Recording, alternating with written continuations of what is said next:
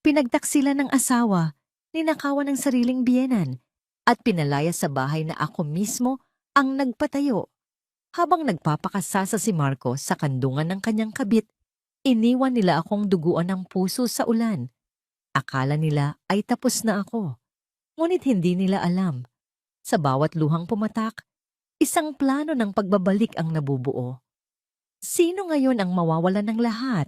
Handa na ba kayong makita ang aking muling pagsilang? Huwag kang mag-alala, Mama. Pipirma rin si Althea sa dokumento ng paglilipat ng titulo. Saan pa ba siya pupunta? Wala naman siyang pamilyang matatakbuhan at sa atin lang siya nakadepende sa loob ng 10 taon. Ang boses ni Marco ay parang isang malamig na agos ng tubig na dumaan sa aking likuran.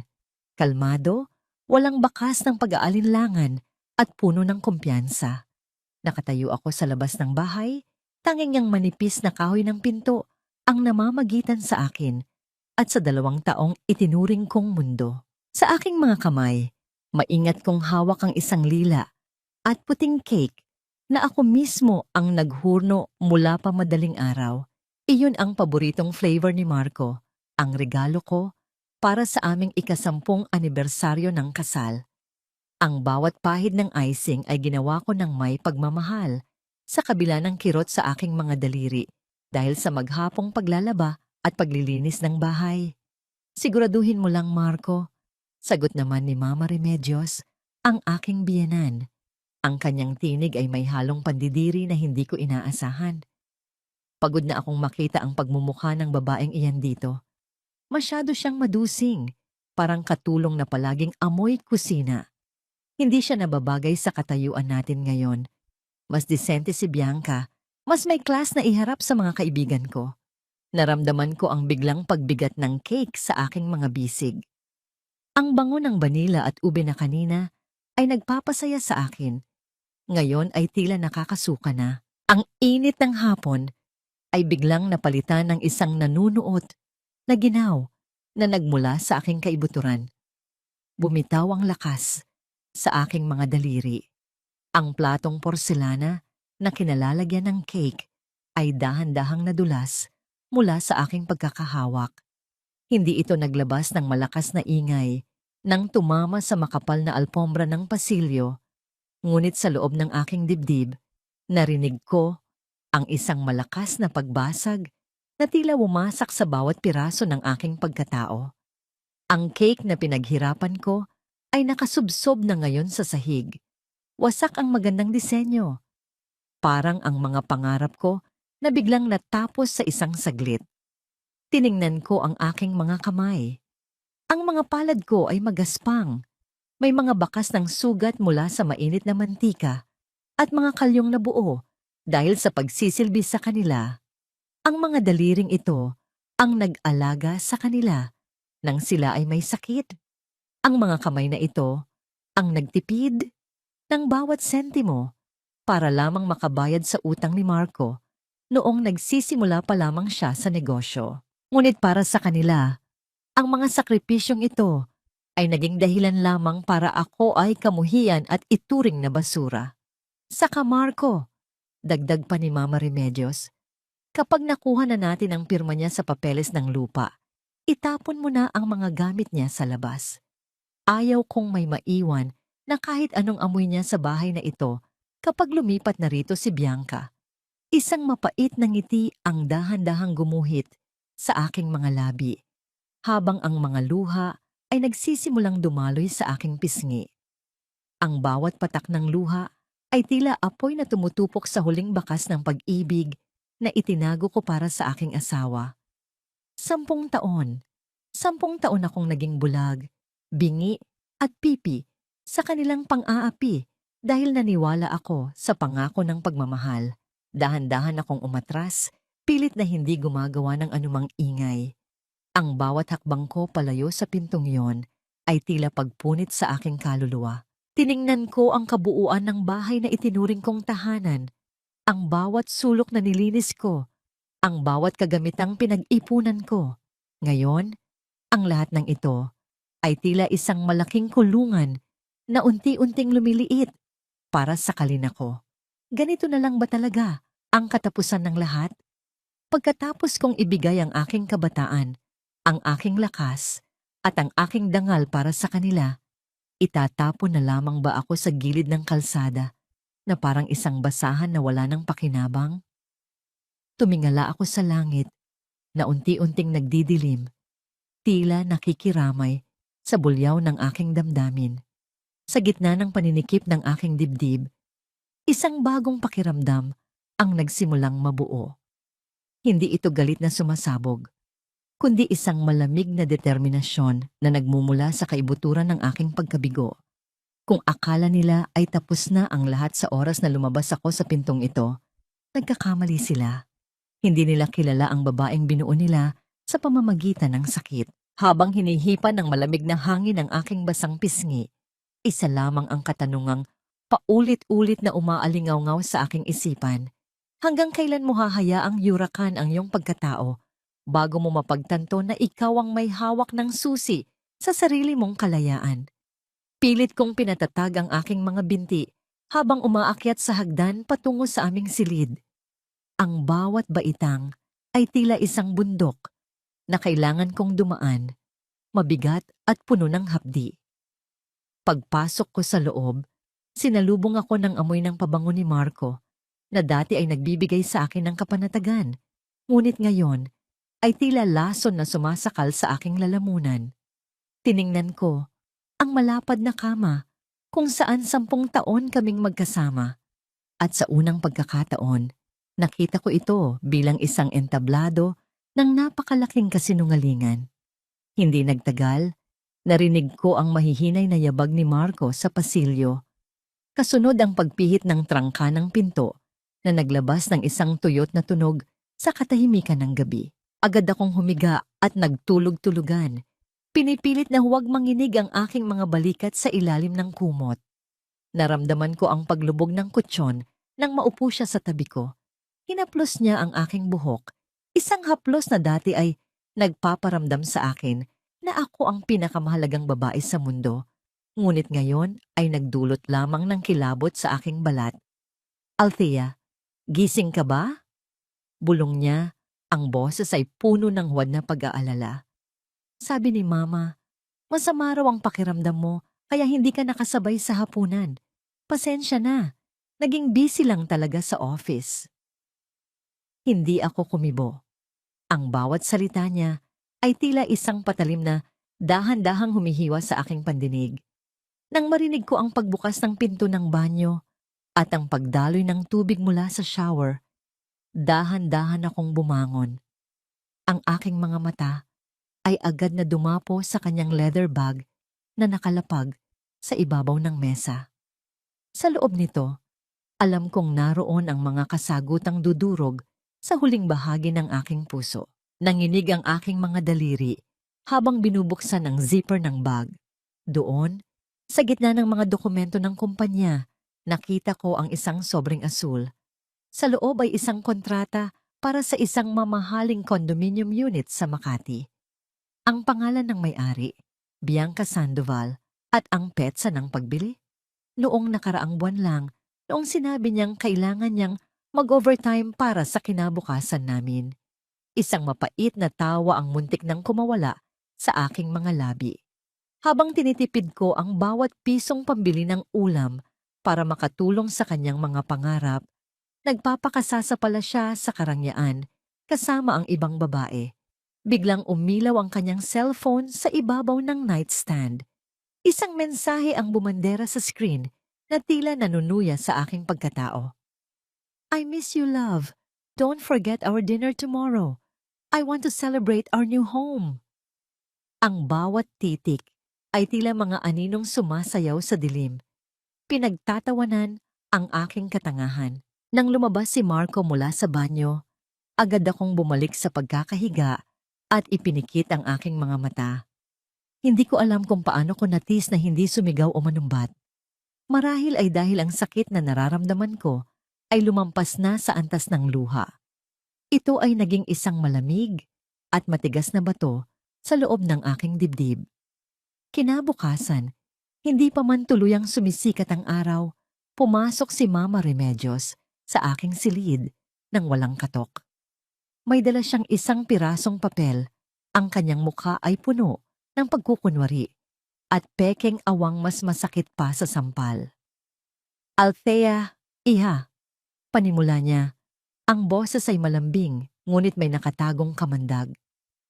Alam mo namang malaki ang naitulong namin sa pamilya mo noon, di ba? Ngayong medyo gipit ang kumpanya ni Marco, kailangan namin ng tulong mo. Pirmahan mo lang itong papeles na ito. Isa lang itong acknowledgement ng utang ng mga magulang mo na kailangang bayaran sa amin, para naman maging maayos ang record natin sa bangko. Kinuha ko ang papel at binasa ang nakasulat. Hindi ito simpleng pagkilala ng utang. Isa itong waiver ng lahat ng karapatan ko sa anumang ari-arian namin ni Marco, kalakip ang isang astronomical na halaga na di umano'y utang ng aking yumaong mga magulang sa kanila. Gusto nilang itali ako sa isang utang na hindi kailanman umiral para gawin akong alipin sa sarili kong pamamahay. Tumingin ako kay Mama Remedios. Nakita ko ang kislap ng kasakiman sa kanyang mga mata. Ang parehong kislap na nakita ko kagabi habang pinaplano nila ang aking pag-alis. Ang babaeng ito, na pinagsilbihan ko ng higit pa sa sarili kong ina, ay handang itapon ako sa putikan para sa pera. Kinuha ko ang ballpen na inabot niya. Ramdam ko ang kanyang tensyon, ang kanyang pananabik na makita ang aking pirma sa dokumentong magsisilbing aking hatol. Ngunit sa halip na ilapat ang tinta sa guhit, naramdaman ko ang isang kakaibang lakas na dumadaloy sa aking mga ugat. Isang lakas na hindi nanggaling sa galit, kundi sa pagtanggap na wala na akong dapat pang protektahan sa bahay na ito. Itinapat ko ang dulo ng ballpen sa gitna ng papel. Sa sobrang higpit ng aking pagkakahawak, naramdaman ko ang pagbaon ng matulis na dulo nito sa manipis na hibla ng dokumento. Isang maliit na punit ang nalikha, dahan-dahang lumalaki habang idinidiin ko ang aking galit sa puting ibabaw nito. Tumingala ako at tinitigan ng diretso si Mama Remedios sa kanyang mga mata. Sa unang pagkakataon sa loob ng 10 taon, hindi ako yumuko. Sa unang pagkakataon, hindi ako natakot sa kanyang mapanuring tingin. Mama, sambit ko. Ang aking boses ay malamig at matatag na tila yelo na hindi matutunaw ng anumang apoy. Bago ko ito pirmahan, gusto ko munang malaman, magkano ba talaga ang halaga ng isang taong nag-alay ng buong buhay niya para sa inyo? Dahil sa tingin ko, kulang pa ang halagang nakasulat dito para pambayad sa lahat ng nawala sa akin. Bakas ang gulat sa kanyang mukha. Ang kanyang labi ay nanginig, hindi makapaniwala na ang maamong tupa na dati ay sunod-sunuran ay marunong na ngayong tumitig ng diretsyo. Nanatili akong nakatayo, ang ballpen ay nakabaon pa rin sa papel, habang ang hangin sa loob ng silid ay tila nagiging masikip at puno ng hindi maipaliwanag na tensyon. Sa sandaling iyon, alam kong wala nang balikan. Ang digmaan ay nagsimula na, at hindi ako titigil hanggat hindi ko nababawi ang huling piraso ng aking dangal. Hindi mo kailangang magbayad ng utang na hindi kailanman naging iyo, Althea. Sa katunayan, sila ang may malaking pananagutan sa iyo at sa iyong yumaong mga magulang. Ang mga salitang yon mula kay Attorney Javier ay tila isang malakas na pagyanig na nagpabago sa takbo ng aking mundo. Nakaupo ako sa loob ng kanyang opisina, kung saan ang tanging maririnig ay ang banayad na paghampas ng ulan sa bintanang salamin at ang mahinang pag-ikot ng ceiling fan sa itaas. Ang amoy ng mga lumang libro at sariwang tinta ay nagbigay sa akin ng kakaibang tapang, isang uri ng lakas na matagal ko nang kinalimutan. Ipinatong ni Javier ang isang makapal na folder sa harap ko. Ang kanyang mga mata, na puno ng talas at karanasan, ay nakatitig sa akin ng may paggalang ngunit may kasamang babala. Nang buksan ko ang folder, nakita ko ang orihinal na titulo ng bahay na tinitirhan namin ni Marco. Ang bahay na palaging ipinamumukha ni Mama Remedios na utang ko ang pananatili roon. Ngunit doon, Sa ilalim ng mga legal na selyo ay malinaw na nakasulat ang pangalan ng aking ama. Ang bahay na yan, ang lupang kinatatayuan nito, at maging ang puhunan na ginamit ni Marco para simulan ang kanyang kumpanya ay nanggaling sa inheritance na iniwan ng mga magulang mo. Paliwanag ni Javier. Ang kanyang boses ay malamig at diretso.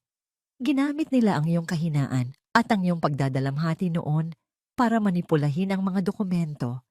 Ikaw ang nagpapakain sa kanila, Althea. Ikaw ang nagmamay-ari ng bawat pako at semento ng gusaling iyon. Naramdaman ko ang panunuyo ng aking lalamunan. Ang bawat sentimo na itinitipid ko, ang bawat pagtitiis ko sa panglalait ni Mama Remedios dahil sa aking kahirapan ay isa palang malaking panloloko. Ang aking asawa, ang lalaking pinangakuan ko ng katapatan, ay isang magnanakaw na nagkukubli sa likod ng mamahaling barong at matatamis na salita. Pag-uwi ko sa bahay, sinalubong ako ng isang maliit na figura na tumatakbo mula sa sala. Mama, kanina pa kita hinihintay. Iyon si Liana, ang aking 6 na taong gulang na anak. Ang kanyang mga mata ay nagniningning sa tuwa, tila walang kamalay-malay sa bagyong namumuo sa paligid namin. Yumukod ako at mahigpit siyang niyakap. Isinubsob ko ang aking muka sa kanyang leeg. Nilalanghap ang amoy ng kanyang baby powder at ang bango ng kanyang bagong shampoo. Sa sandaling iyon, ang lahat ng pag-aalinlangan sa aking puso ay naglaho. Kung hindi ko ito gagawin para sa sarili ko, gagawin ko ito para sa kanya. Hindi ko hahayaang lumaki si Liana sa isang tahanang binuo sa kasinungalingan at pagnanakaw. Hindi siya magiging biktima ng mga taong ang tanging alam ay kumuha at hindi marunong magbigay. Mama, bakit po kayo umiiyak? Tanong ni Liana habang ang kanyang maliliit na daliri ay dahan-dahang humahaplos sa aking pisngi. Ang kanyang inosenteng tinig ay parang isang himig na nagpapakalma sa bulyaw ng aking isipan. Wala ito, anak. Masaya lang si Mama dahil kasama kita. Pagsisinungaling ko, pilit na pinapatatag ang aking boses. Ngumiti ako sa kanya, isang nangiting hindi umabot sa aking mga mata, ngunit sapat na para hindi siya mag-alala. Napatigil ang aming sandali nang marinig ko ang pagbukas ng pinto mula sa itaas. Ang paglakad ni Mama Remedios sa pasilyo ay tila isang babala. Ang bawat dagan ng kanyang tsinelas sa sahig ay nagbibigay ng bigat sa paligid. Huminto siya sa tuktok ng hagdanan, nakatingin sa amin ng may mapanuring mga mata. Ang kanyang mga kamay ay nakakrus sa kanyang dibdib. Althea, saan ka nang galing? Kanina pa kita hinahanap para magluto ng merienda? At bakit nakayakap ka pa riyan sa bata? Marami pang gawaing bahay na naghihintay. Asik niya. Ang kanyang tinig ay walang bahid ng pagmamahal. Tila isang amo na naninita sa kanyang katulong. Dahan-dahan akong tumayo. Bitbit ang bigat ng katotohanang natuklasan ko kanina. Tumingin ako sa paligid ng sala. Ang mga mamahaling kurtina, ang antigong florera, ang bawat kagamitang ako ang pumili at nag-ayos. Ngayon, sa aking mga mata, ang lahat ng ito ay hindi na mga simbolo ng karangyaan, kundi mga ebidensya ng kanilang pagtataksil. Ito ang aking bahay. Ito ang pawis at dugo ng aking mga magulang.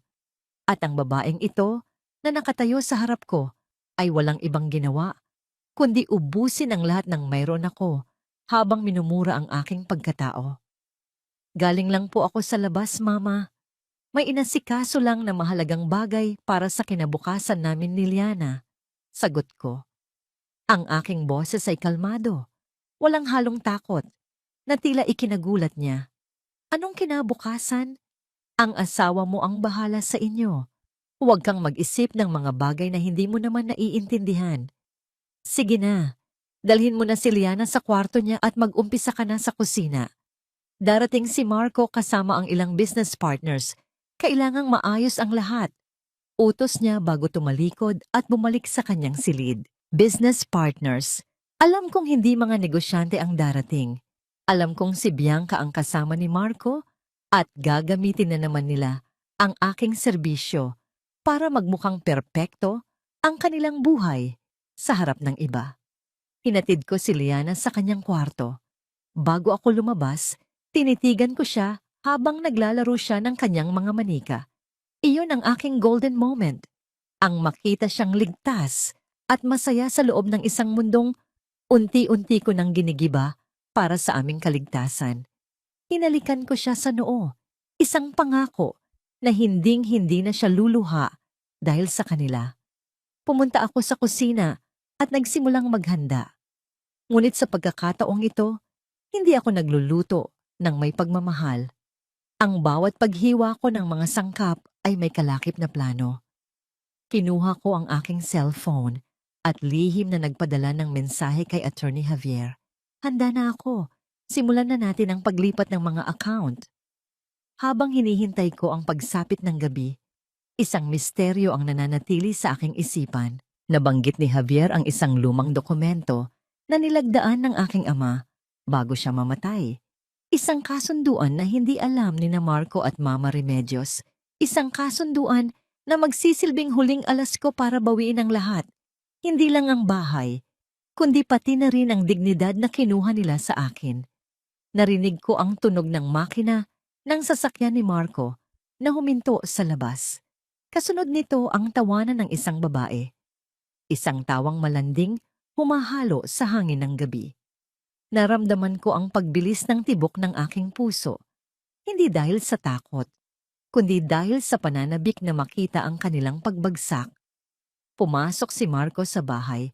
Ang kanyang bisig ay nakapulupot sa baywang ni Bianca. Nagtama ang aming mga mata.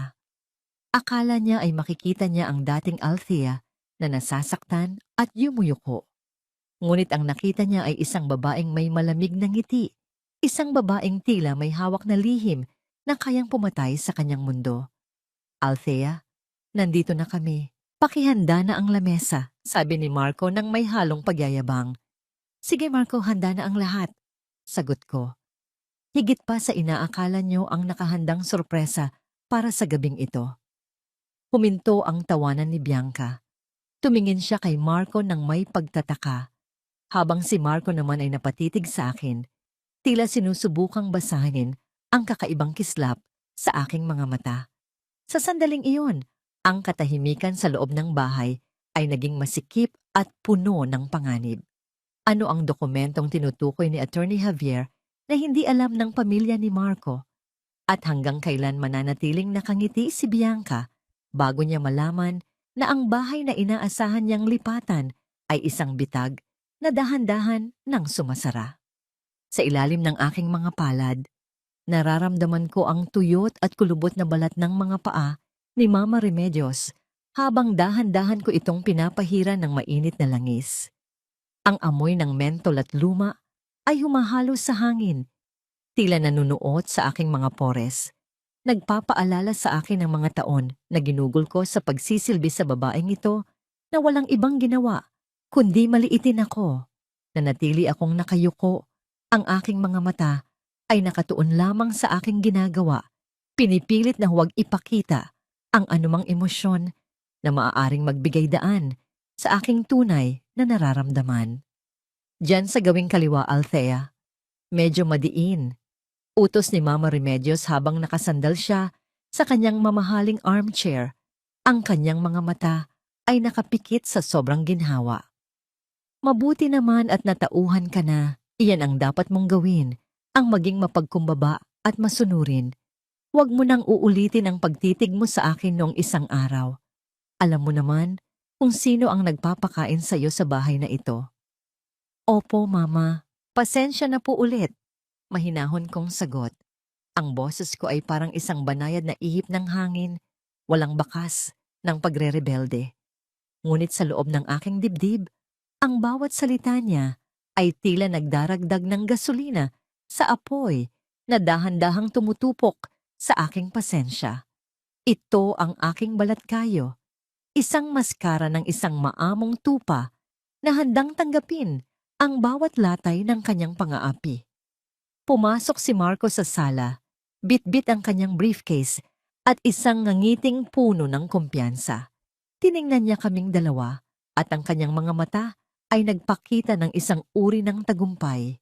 Akala niya ay tuluyan na akong nasira ng takot dahil sa dokumentong ipinipirma nila sa akin. Akala niya ay nanalo na siya sa digmaang ito bago pa man ito tuluyang magsimula. "Good to see you're back to your old self, Althea," sabi ni Marco habang tinatapik ang aking balikat. Ang kanyang hawak ay tila isang maruming marka sa aking damit. "Magmeryenda muna tayo. May darating na bisita mamaya. Si Bianca, may pag-uusapan kaming mahalagang partnership para sa bagong project." Tumango lang ako at tumayo para maghanda sa kusina. Nang marinig ko ang pagbukas ng shower mula sa kanilang silid sa itaas, alam kong ito na ang aking pagkakataon. Dahan-dahan akong umakyat. Tinitiyak na ang bawat hakbang ko sa alpombra ay walang nililikhang anumang pahiwatig. Pumasok ako sa kanilang silid, kung saan ang singaw mula sa banyo ay dahan-dahang lumalabas. Bitbit ang amoy ng sabon at mainit na tubig. Nakita ko ang mga susi ni Marco sa ibabaw ng dresser. Ang aking puso ay tila isang tambol na mabilis ang pagtibok. Ngunit ang aking mga kamay ay nanatiling matatag.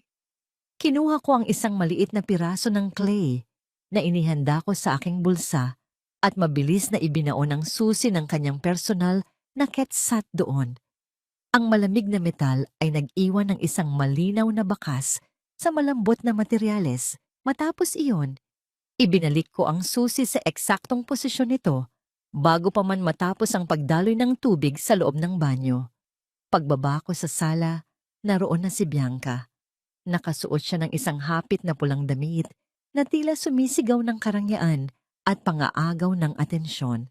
Nakaupo siya sa aking paboritong upuan, tila siya na ang may-ari ng buong kabahayan. Pagkakita niya sa akin na may dalang tray ng pagkain, isang mapanuyang ngiti ang gumuhit sa kanyang mga labi. "Oh, Althea, you look so tired," sabi ni Bianca. Ang kanyang boses ay puno ng pait na binalutan ng tamis. "Hindi ka ba tinutulungan ni Marco sa mga gawaing bahay? O baka naman nakagawian mo na talagang maging ganito, kalyado at amoy kusina?" Inilapag ko ang tray sa mesa nang hindi sumasagot. Habang inaabot ko ang baso ng malamig na juice kay Bianca, sinadya niyang bitiwan ang pagkakahawak dito.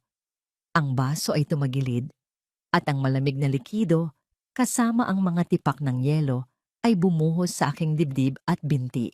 Ang lamig ay tila nanunuot sa aking balat, ngunit mas matindi ang init ng hiya na nais nilang iparamdam sa akin sa harap ni Mama Remedios at Marco.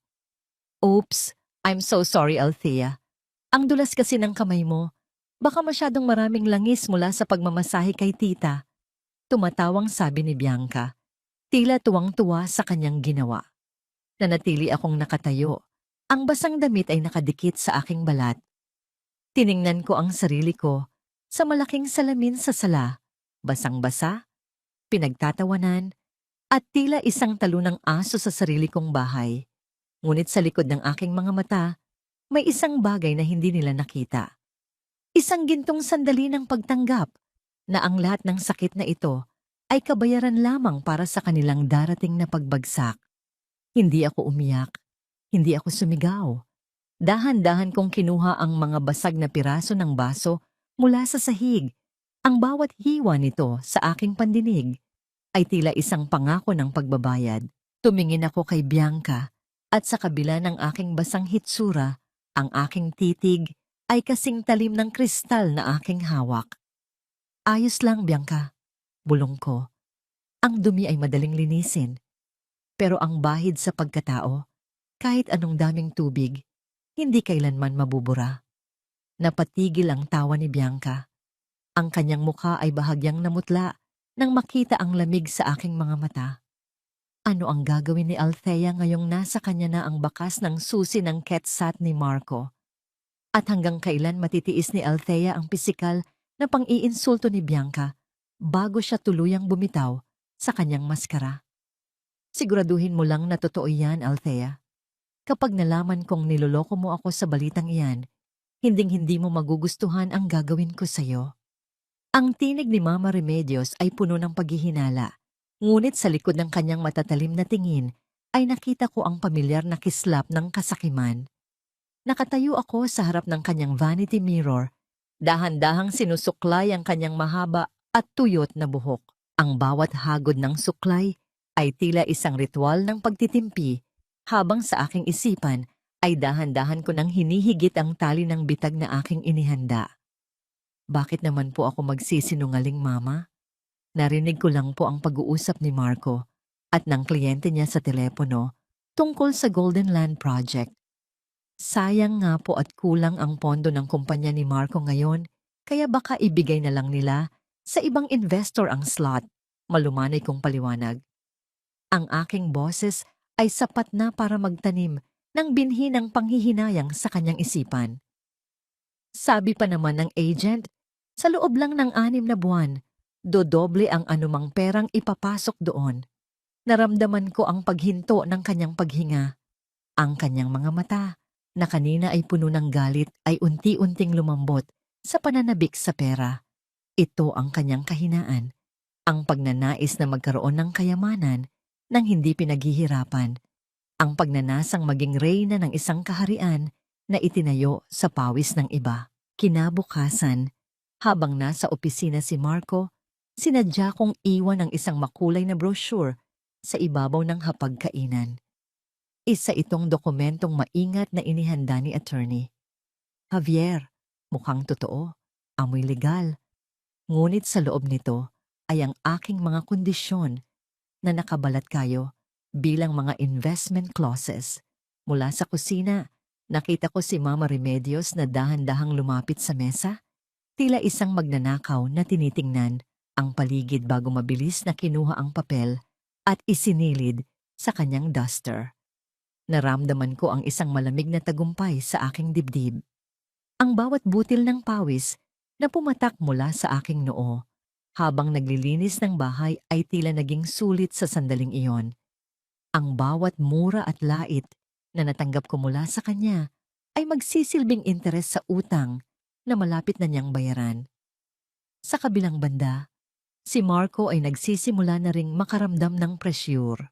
Ang mga account ng kumpanya na lihim naming idinulog ni Javier sa korte para sa audit ay unti-unti nang nagkakaroon ng mga technical issues na hindi niya maipaliwanag.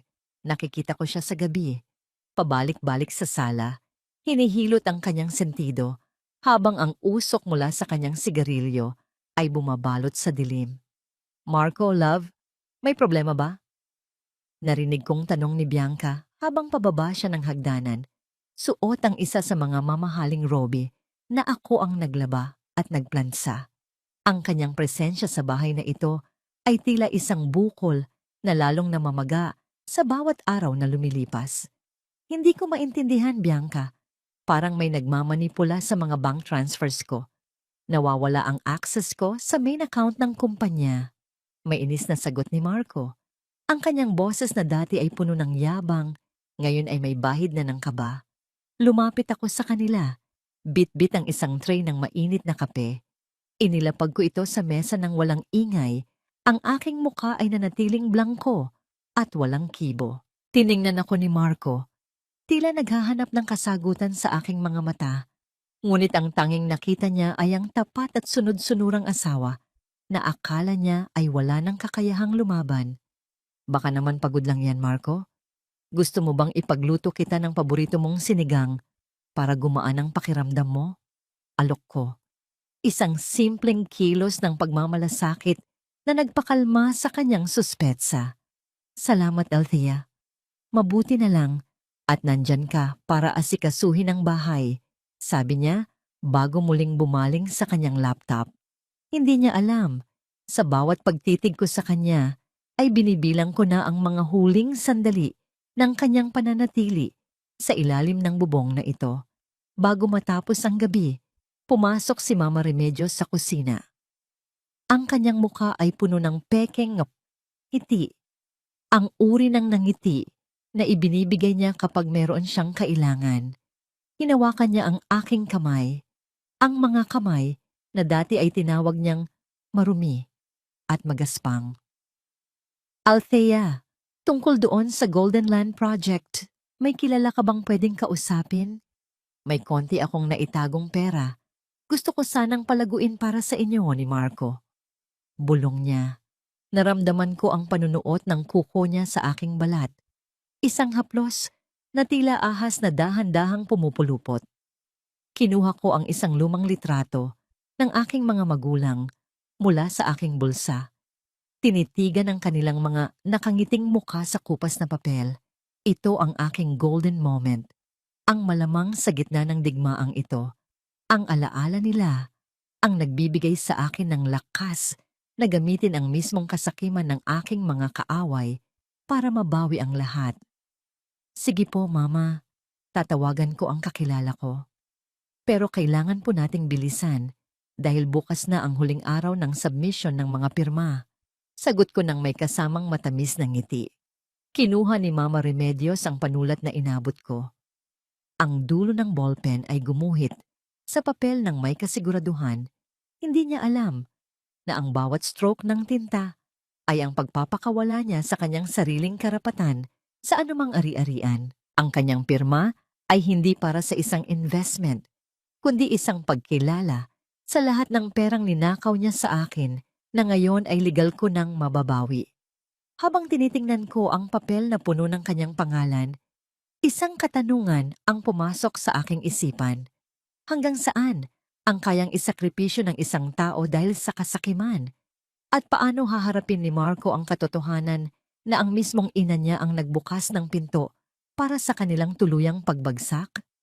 Isang malamig na hangin ang umihip mula sa labas, nagpapatak ng mga unang giit ng ulan sa aming bubungan. Ang gabi ay tila bumubulong ng isang babala na ang bitag ay nakahanda na at ang kaisa-isang susi na hawak ko ay malapit na ring pumasok sa pintuan ng katotohanan. Ang amoy ng litson na may palaman na tanglad at ang samyo ng bagong saing na kanin ay bumabalot sa buong dining room. Ngunit para sa akin, ang bawat amoy ay tila lason na dahan-dahang pumapasok sa aking dibdib. Ang hapagkainan ay punong-puno ng mga putaheng ako mismo ang naghanda. Mula sa seafood paella hanggang sa roast beef na dumaan sa mahabang oras ng pagluluto. Ang bawat plato ay maingat kong inihanay. Ang mga kristal na baso ay kasing linis ng aking mga plano. At ang mga pilak na kubyertos ay kumikinang sa ilalim ng engrandeng chandelier. Nakatayo ako sa isang sulok, suot ang aking luma at kupas na apron, habang pinagmamasdan ko silang tatlo na nagdiriwang. Si Marco ay nakasuot ng bagong suit. Ang kanyang mukha ay maliwanag sa katuwaan. Sa tabi niya, si Bianca ay tila isang reyna sa kanyang makinang na gintong bestido. Ang kanyang mga braso ay nakapulupot sa leeg ng aking asawa. Si Mama Remedios naman ay abala sa paghaplos sa kanyang bagong kwintas na perlas. Isang alahas na alam kong kinuha niya mula sa naiwang koleksyon ng aking yumaong ina. Isang tagay para sa bagong simula ng ating pamilya. Masayang deklara ni Marco. Nagtagpo ang kanilang mga basong kristal, lumilikha ng isang matinis na tunog na tila humihiwa sa katahimikan ng aking pagtitiis. Salamat sa Golden Land Project na sinabi ni Althea. Siguradong triple ang babalik sa atin sa susunod na buwan. At dahil diyan, wala nang dahilan para magtiis pa tayo sa dilim. Sabi ko naman sa iyo, Marco, kailangan lang nating maging matalino. Nakangiting sagot ni Mama Remedios bago tumingin sa akin ng may halong pandidiri. Althea, ano pang tinitingin-tingin mo riyan? Dalhan mo kami ng dagdag na wine. At pakibilisan, baka uminit ang sineserve mo. Lumapit ako sa kanila bitbit ang bote ng mamahaling alak. Habang ibinubuhos ko ang madilim na likido sa baso ni Bianca, naramdaman ko ang kanyang mapanuring tingin sa aking mga kuko na may bahid pa ng uling mula sa kusina. Alam mo, Marco, nakakaawa naman itong si Althea. Sabi ni Bianca, sapat na malakas para marinig ko. Para siyang anino sa bahay na ito. Masyadong madilim, masyadong mabigat dalhin. Hindi ba siya napapagod na magmukhang basahan habang tayo ay nagsasaya?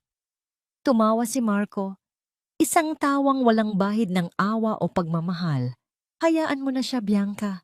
Sanay naman si Althea sa ganyang buhay. Iyan ang papel niya rito, ang magsilbi at sumunod.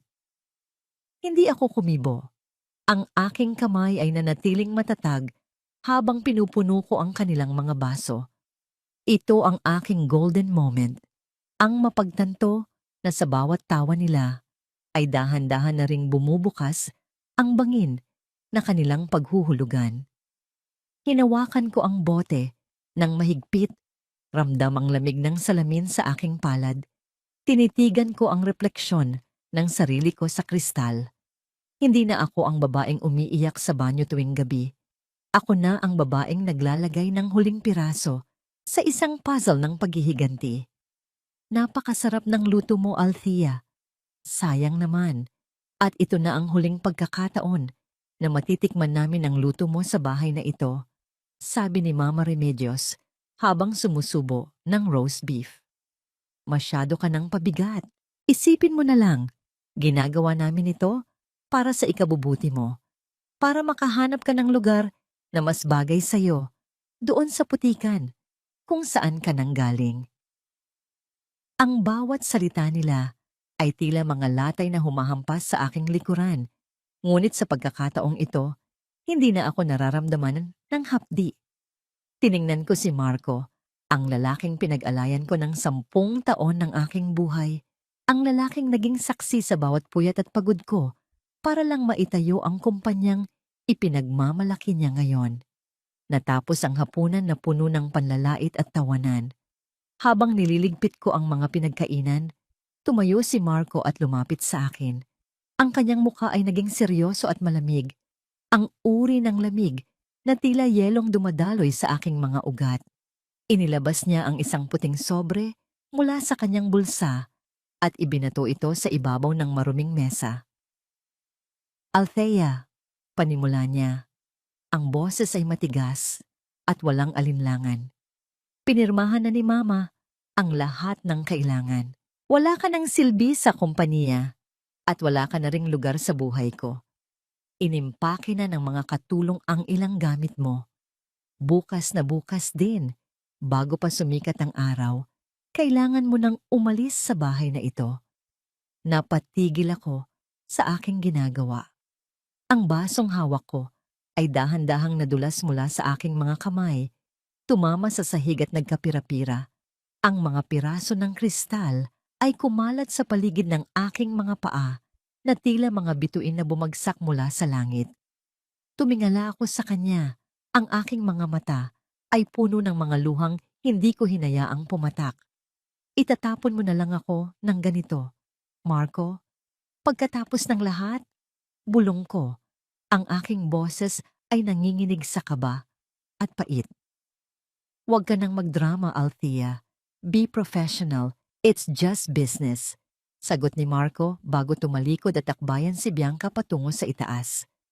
Naiwan ako sa gitna ng sala, napapaligiran ng mga basag na kristal at ang amoy ng huling hapunan na naging lason. Ang katahimikan sa bahay ay naging masikip. Tila hinihintay ang aking susunod na hakbang. Bukas, mawawala na sa akin ang lahat ng itinuring kong tahanan. O baka naman, bukas na ng araw kung kailan sila ang mawawalan ng lahat. Ang umaga ay sumapit na may kasamang malamig at malupit na simoy ng hangin, tila nakikiramay sa bigat ng aking kalooban. Nakatayo si Marco sa gitna ng garahe. Ang kanyang muka ay walang bakas ng pag-aalinlangan habang isa-isang itinatapon ang aking mga maleta sa maputik na lupa. Ang tunog ng mga gamit na bumabagsak sa semento ay tila mga dagok sa aking dangal. Bawat kalabog ay nagpapaalala sa akin ng 10 taong nasayang sa piling ng taong ito. Ano pang hinihintay mo, Althea?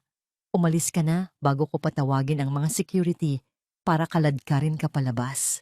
Bulyaw ni Marco. Sa tabi niya, nakasandal si Bianca sa bagong sasakyan. Ang sasakyang binili gamit ang perang pinaghirapan ko. Nakangiti siya ng may panunuya.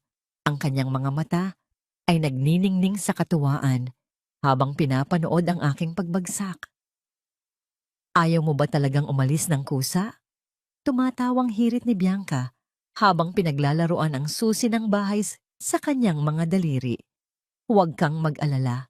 Aalagaan ko ng mabuti ang bahay mo. Lalo na ang kwarto niyo ni Marco.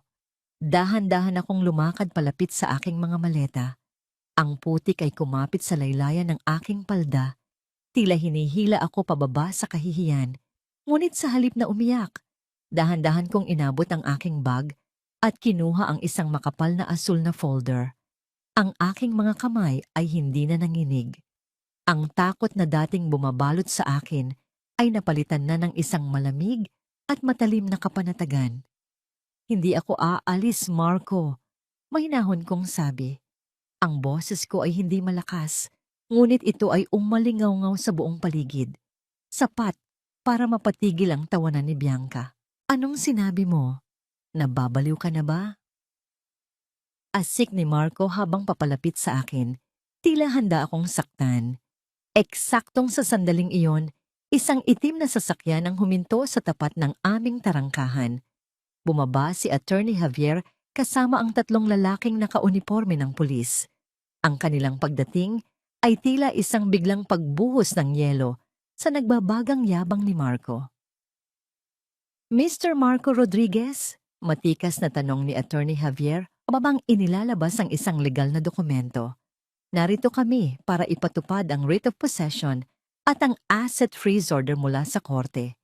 Alinsunod sa huling testamento at kasunduan ng mga magulang ni Mrs. Althea Rodriguez, ang lahat ng ari-ariang ito, kabilang ang bahay na ito, ang kumpanya, at maging ang mga bank accounts na nasa ilalim ng iyong pangalan, ay idinedeklarang pagmamay-ari lamang ng aming kliyente. Namutla si Marco. Ang kanyang mga labi ay nanginig habang pilit na binabasa ang mga papeles na inabot ni Javier. Hindi maaari ito. Pinirmahan ni Althea ang waiver. Kay Mama ang perang ginamit dito. Ang tinutukoy mong investment ni Doña Remedios? Tanong ko nang may mapait na ngiti. Iyon ay hindi investment, Marco. Ang pinirmahan niya ay isang voluntary restitution agreement. Kinilala niya sa harap ng batas na ang lahat ng perang nakuha niyo sa akin sa loob ng 10 taon ay mga ilegal na transaksyon na ngayon ay formal na ninyong ibinabalik sa akin para hindi kayo makulong. Sa loob ng bahay, narinig ko ang isang malakas na pagtumba ng gamit. Kasunod ang histerikong iyak ni Mama Remedios.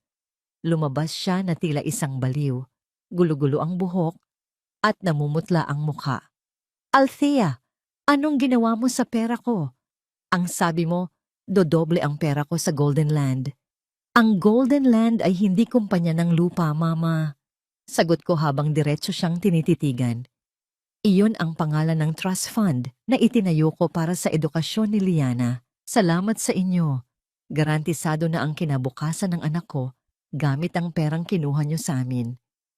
Tumingin ako kay Bianca na ngayon ay dahan-dahang umaatras, tila naghahanap ng paraan para makatakas sa gulo. Ngunit hinarangan siya ng isa sa mga pulis. Miss Sandoval, kasama rin po kayo sa investigasyon para sa money laundering at complicity sa fraud. Ito ang aking golden moment. Tumingin ako sa langit, nilanghap ang sariwang hangin na tila ba sa unang pagkakataon ay hindi na sumasakal sa akin. Tumingin ako kay Marco na ngayon ay nakaluhod sa putikan. Ang kanyang mamahaling suit ay marumi na. Tila ang kanyang nasirang pagkatao. Hindi ako ang aalis sa bahay na ito, Marco. Sabi ko, habang dahan-dahang pinupulot ang aking mga maleta. Kayo ang walang lugar sa tahanang itinayo, sa pawis at dugo ng mga magulang ko. Umalis kayo ngayon din, bago ko pa ipakaladkad kayo palabas ng aking ari-arian. Ang katahimikan ay sumunod ay puno ng pait para sa kanila. Ngunit para sa akin, ito ang pinakamatamis na musika ng katarungan. Ang bawat patak ng ulan na nagsimulang mahulog ay tila naghuhugas sa lahat ng sakit at dumi ng nakaraan. Paano haharapin ni Marco ang bukas. Ngayong wala na siyang pangalan at yaman. At sa gitna ng tagumpay na ito, sapat na ba ang katarungan para hilumin ang sugat sa puso ni Althea? Tumingin si Marco sa malawak na harapan ng bahay. Ang kanyang mga mata ay puno ng hindi makapaniwalang takot habang pinapanood ang paghakot ng mga pulis sa kanyang mga kagamitan. Ang bawat kahon na inilalabas mula sa pintong iyon ay tila isang piraso ng kanyang pagkatao na binabawi ng tadhana. Ang ulan ay patuloy na bumubuhos, ginagawang malapot na putik ang tuyong lupa ng bakuran, tila sumasabay sa maruming kinahinatnan ng kanyang mga plano. Marco, gawin mo ang paraan, hindi pwedeng ganito. Sigaw ni Bianca habang pilit na kinukuha ang kanyang designer bag mula sa kamay ng isang investigador.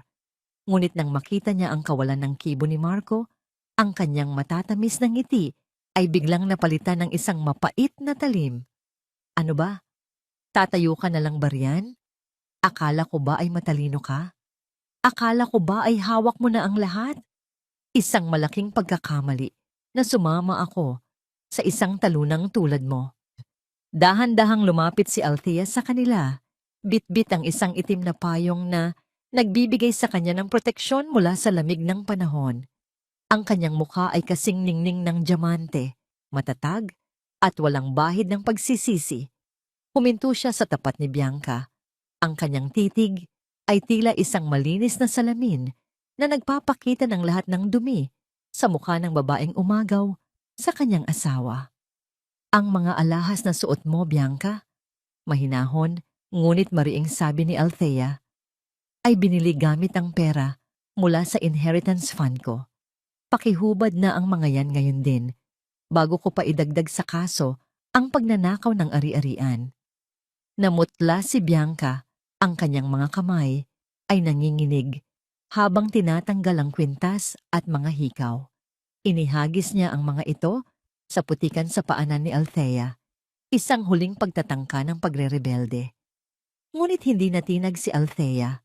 Pinanood niya lang ang pagkapit ng dumi sa mga mamahaling hiyas, tila sumisimbolo sa kinahinatnan ng lahat ng bagay na itinayo sa kasinungalingan. Sa kabilang banda, si Mama Remedios ay nakaluhod sa semento, ang kanyang mamahaling duster ay basang-basa na at puno ng mantsa. Ang kanyang mga iyak ay hindi na tunog ng pagdadalamhati, kundi tunog ng isang taong nawalan ng kapangyarihan. Althea, maawa ka. Wala kaming matutuluyan. Kahit ang maliit na kwarto lang sa likod, ibigay mo sa amin. Utang na loob, iha. Utang na loob, Mama. Pag-uulit ni Althea, ang boses ay may halong pait. Ilang beses ko bang narinig ang salitang yan mula sa inyo habang ninanakawan niyo ako? Binayaran ko na ang lahat ng utang na yan sa 10 taon ng aking pagtitiis. Ngayon, ang tanging natitira ay ang katarungang matagal niyo ring ipinagkait sa akin. Tumingin si Althea kay Marco. Ang lalaking dati ay tinitingala niya. Ngayon, ay mukha na lamang isang maliit na anino sa ilalim ng ulan. Wala na ang kislap sa kanyang mga mata. Wala na ang yabang sa kanyang tindig. Ang kanyang mamahaling suit na itinuring niyang baluti ay isa na lamang basang tela na bumibigat sa kanyang balikat. Marco? Bulong ni Althea. Sapat na para marinig ng lalaki sa gitna ng pagpatak ng ulan sa kanyang payong. Salamat. Dahil sa kasamaan mo, natutunan kong hanapin ang sarili kong lakas. Pero huwag kang mag-alala, hindi kita hahayaang makulong. Sa ngayon, gusto kong makita mo muna kung paano ako magtatagumpay sa mundong akala mo ay ikaw ang nagmamay-ari. Tumalikod na si Althea at dahan-dahang pumasok sa loob ng bahay. Sa bawat hakbang niya sa loob ng sala, naramdaman niya ang pagdaloy ng isang kakaibang ginhawa. Ang amoy ng mentol ni Mama Remedios at ang mabigat na pabango ni Bianca ay dahan-dahang naglalaho, napapalitan ng amoy ng kalinisan at bagong pag-asa. Ito ang kanyang golden moment, ang maisara ang malaking pintong kahoy at marinig ang huling pagsara ng trangka na naghihiwalay sa kanyang bagong buhay at sa mga taong naging anay sa kanyang kaligayahan. Sa katahimikan ng bahay, tiningnan niya ang kanyang mga kamay. Wala na ang panginginig. Ang bawat kalyo at sugat ay tila mga medalya ng isang sundalong nagwagi sa digmaan. Lumapit siya sa bintana at pinanood ang pag-alis ng sasakyan ng pulis. Kasunod si Marco at Bianca na naglalakad sa kalsada, bitbit ang kani-kanilang mga basang maleta. Wala na silang matatakbuhan, wala na silang babalikan. Ngunit sa gitna ng kanyang tagumpay, isang kakaibang tunog ang pumukaw sa kanyang atensyon mula sa itaas na bahagi ng bahay. Isang mahinang tunog ng isang bagay na tumama sa sahig mula sa kwarto ni Marco na matagal nang nakakandado. Dahan-dahan siyang umakyat. Ang kanyang puso ay muling bumilis ang tibok. Ano ang naiwan ni Marco sa silid na yon na hindi nakuha ng mga pulis? At ang misteryosong tawag na natanggap ni Althea kanina, sino ang taong nagsabing ito pa lang ang simula ng kanyang pagbawi sa lahat? Akala niyo ba ay tapos na ang lahat sa pag-alis niyo sa bahay na ito? Nagkakamali kayo. Ang bawat sentimong kinuha niyo, ang bawat luhang pumatak sa aking mga mata ay may katapat na pananagutan sa harap ng batas. Nakatayo ako sa gitna ng silid na matagal nang ikinandado ni Marco. Ang silid na tinawag niyang kanyang sanctuary kung saan bawal akong pumasok. Sa aking paanan, nakakalat ang mga piraso ng isang basag na picture frame na nahulog mula sa dingding. Ang larawan ng aking yumaong ama na tila naghihintay na matuklasan ang lihim na itinatago sa likod nito. Isang maliit na vault ang nakabaon sa pader at sa loob nito, nahanap ko ang pulang folder na matagal nang binabanggit ni Mama Remedios. Nang buksan ko ang folder, hindi lang pera o titulo ang nakita ko. Naroon ang mga orihinal na sulat ng aking ama bago siya mamatay, mga dokumentong nagpapatunay na ang lahat ng utang na ipinambubulyaw ni na Marco ay matagal ng bayad at ang kumpanyang ipinagmamalaki niya ay sadyang ipinamana sa akin at hindi sa kanya. Ang bawat pahina ay tila isang yakap mula sa kabilang buhay, isang bulong na nagsasabing, "Anak, oras na para bumangon ka." Ilang buwan ang mabilis na lumipas. Ang amoy ng masangsang na mantika at usok sa kusina ay napalitan na ng samyo ng sariwang bulaklak at mamahaling kape sa aking bagong opisina. Wala na ang kupas na apron. Ngayon, suot ko na ang isang plansadong business suit na sumisimbolo sa aking muling pagsilang bilang CEO ng Rodriguez Alcantara Group. Ang bawat hakbang ng aking sapatos sa makinis na sahig ng lobby ay may kasamang awtoridad at dignidad, malayo sa dahan-dahang paglalakad ko noon para hindi makalikha ng ingay at hindi magising ang galit ng aking asawa. "Good morning, Madam CEO. Handa na po ang mga board members para sa quarterly meeting." Bati ng aking secretary ng may malalim na paggalang. Tumango ako. Ang aking mukha ay kalmado, ngunit puno ng determinasyon. Isang hapon, habang papalabas ako ng gusali, nakita ko ang isang figurang nakatayo sa gilid ng kalsada. Si Marco. Malayo na ang itsura niya sa lalaking nakilala ko 10 taon na ang nakalilipas. Ang kanyang damit ay gusot-gusot, ang kanyang buhok ay tila hindi naaalagaan, at ang amoy ng murang alak ay humahalo sa hangin sa paligid niya. Nang makita niya ako, sinubukan niyang lumapit, ngunit agad siyang hinarang ng aking mga security guards. "Althea! Althea! Sandali lang! Patawarin mo ako! Nagkamali ako!" Sigaw niya, ang boses ay puno ng desperasyon at pait. Iniwan ako ni Bianca matapos niyang limasan ang natitira kong pera. "Si Mama, may sakit at kailangan ng panggamot." "Utang na loob, Althea, asawa mo pa rin ako." Huminto ako sa tapat ng aking sasakyan at dahan-dahang tinanggal ang aking sunglasses. Tiningnan ko siya, hindi nang may galit, kundi nang may matinding pait at awa. Ang lalaking ito na dating naghari-harian sa aking buhay ay tila ba isang maliit na insekto na lamang na ngayon. Marco, bulong ko, sapat na para marinig niya sa kabila ng ingay ng trapiko. Ang asawa mong si Althea ay matagal nang namatay sa gabing pinalayas mo siya sa ulanan. Ang babaeng nakatayo sa harap mo ngayon ay ang taong binuo mo mula sa sakit.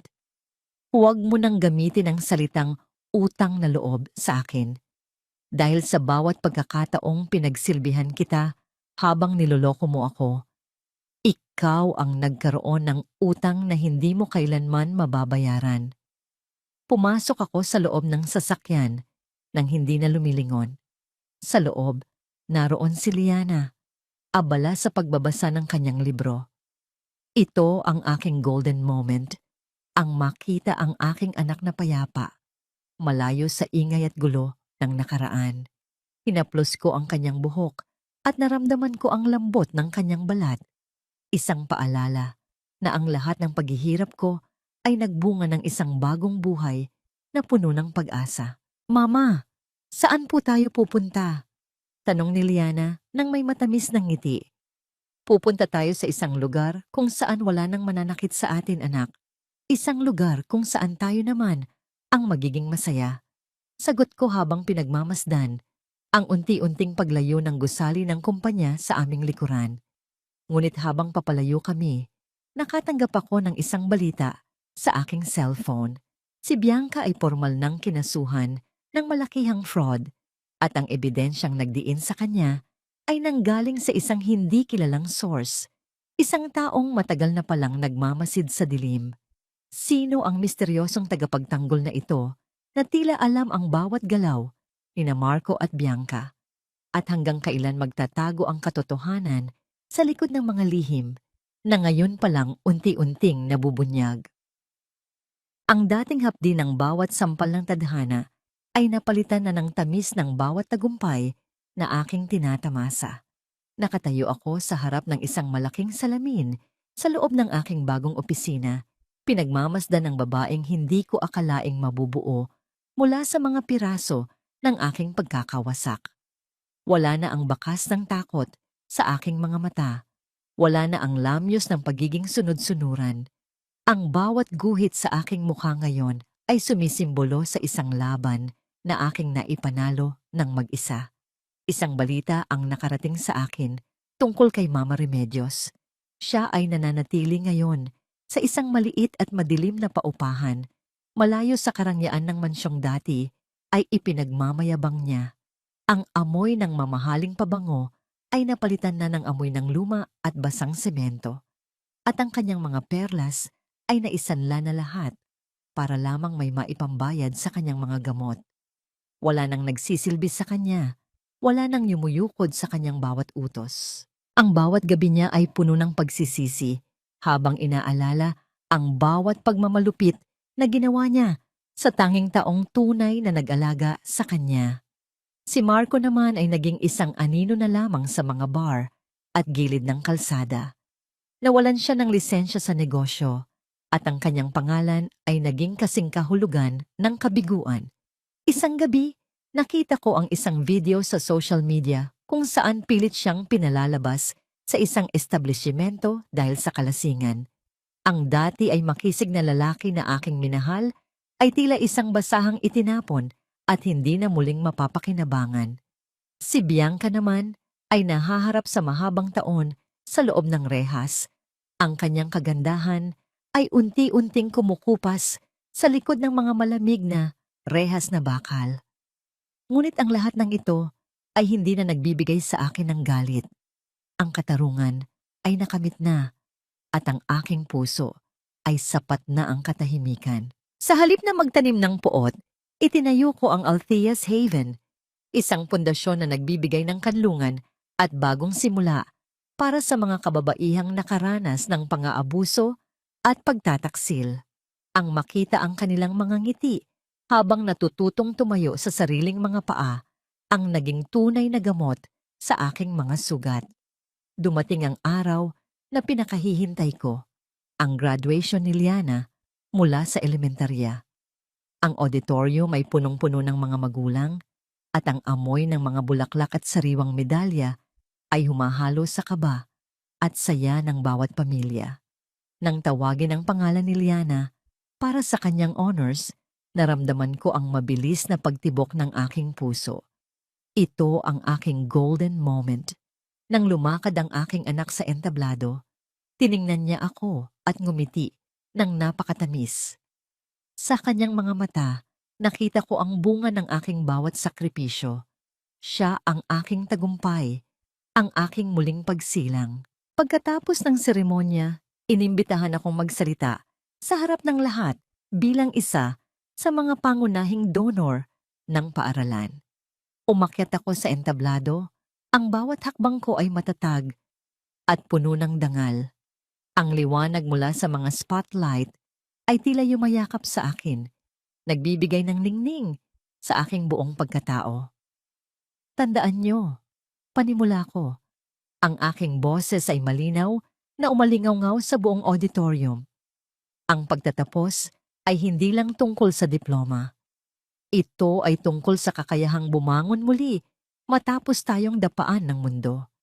Ang buhay ay hindi sinusukat sa kung gaano kakaraming beses nasaktan, kundi sa kung gaano kakatapang na hinarap ang bukas ng may dangal at pagmamahal sa sarili.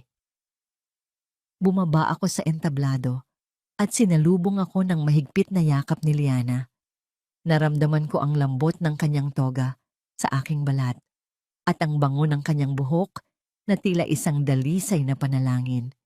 Sa labas ng paaralan, ang araw ay unti-unting lumulubog, nagbibigay ng kulay kahel na liwanag sa paligid. Ang hangin ay sariwa, malamig, at tila nagdadala ng mga bulong ng kapayapaan. Isang itim na kotse ang huminto sa aming tapat at lumabas si Attorney Javier para batiin kami. Ngunit sa pagkakataong ito, wala siyang hawak na mga papeles ng demanda. Isang simpleng pumpon ng puting rosas ang inabot niya sa akin. Isang tanda ng respeto at pagkakaibigan na walang hinihinging kapalit. Congratulations, Althea! You finally made it! Nakangiting sabi ni Javier. Tumingin ako sa malayo, sa abot tanaw kung saan ang gabi ay dahan-dahang dumarating. Hindi na ako natatakot sa dilim dahil alam ko na ang bawat gabi ay may kasunod na umaga. Ang bawat luhang pumatak sa aking mga mata ay naging mga bituin na ngayon ay nagbibigay liwanag sa aking landas. Hinawakan ko ang kamay ni Liana nang mahigpit habang naglalakad kami patungo sa aming bagong sasakyan. Ang katahimikan sa paligid ay hindi na nakabibingi, kundi isang masayang awit ng kalayaan. Tumingala ako sa langit at muling binigkas ang mga salitang nagpabago sa aking buhay. Ako si Althea, at ito ang aking bagong simula. Sa dalampasigan ng isang malinis at tahimik na isla sa Palawan, dahan-dahang humahalik ang mga puting bulan ng dagat sa aking mga paa. Ang bawat banayad na paghampas ng tubig sa pampang ay tila isang ritual ng paglilinis, tinatangay ang huling bakas ng alikabok mula sa aking nakaraan. Ang sikat ng araw ay hindi na nakapapaso. Ito ay tila isang mainit na yakap na nagbibigay ng ningning sa aking balat. Wala na ang amoy ng luma at madilim na kusina dahil ang hangin ngayon ay puno ng bango ng alat ng dagat at sariwang sampagwita. Nakatayo ako ng tuwid. Suot ang isang puting linen na damit na malayang sumasabay sa ihip ng hangin. Tiningnan ko ang aking mga kamay. Ang mga kamay na dati ay puno ng kalyo at sugat mula sa pagsisilbi sa mga taong hindi marunong magpahalaga. Ngayon, ang mga ito ay malinis at malambot na, ngunit nanatili ang lakas sa bawat daliri. Ang bawat pilat na natitira ay hindi na tanda ng sakit, kundi mga medalya ng aking katatagan. Sa malayo, nakikita ko si Liana na tumatakbo sa maputing buhangin. Ang kanyang tawanan ay humahalo sa himig ng kalikasan. Siya ang aking obra maestra, ang aking pinakadakilang tagumpay.